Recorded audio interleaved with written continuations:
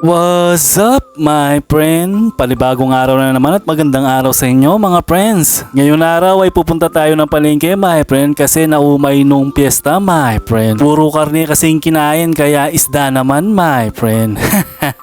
Fresh na fresh pa nung pumunta ng palengke my friend. Mamaya niyan bilasa na my friend.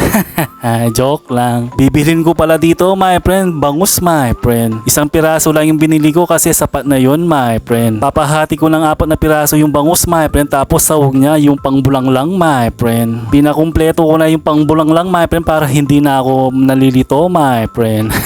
At dahil kumpleto na yung lulutuin natin mamaya na bulang lang my friend. Uuwi na sana kaso may nakalimutan pa pala my friend. Nagpapabili pa pala ng mangga yung tatay ko my friend. Baka magtampo na naman kapag hindi ko binili my friend.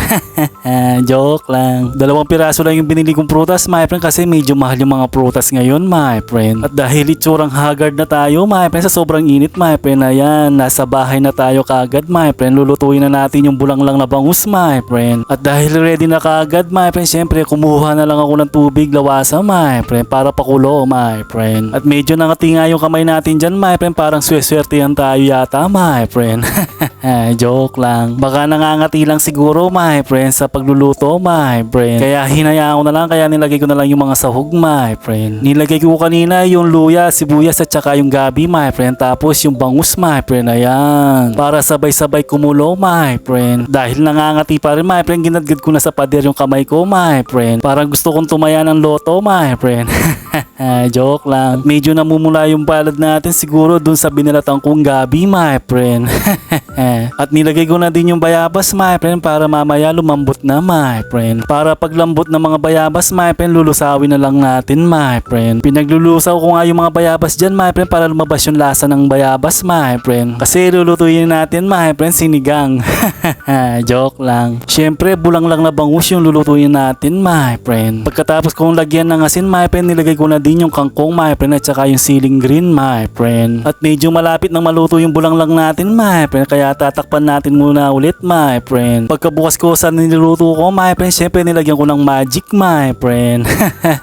Para masarap yung niluluto nating bulang lang my friend. Tapos patis pa my friend. Konti lang baka umalat naman yung bulang lang natin my friend. Ayan. Hinalo ko lang sa itaas my friend kasi kung ibaba my friend malulusaw yung mga bangus my friend. At luto na yung bulang lang na bangus natin my friend, kaya titikman ko muna kung masarap my friend. Syempre sabaw lang muna my friend bago tayo kumain my friend. At okay naman yung niluto nating bulang lang na bangus my friend, kaya kakain na tayo my friend. Dito tayo sa sala kasi medyo maliwanag dito my friend.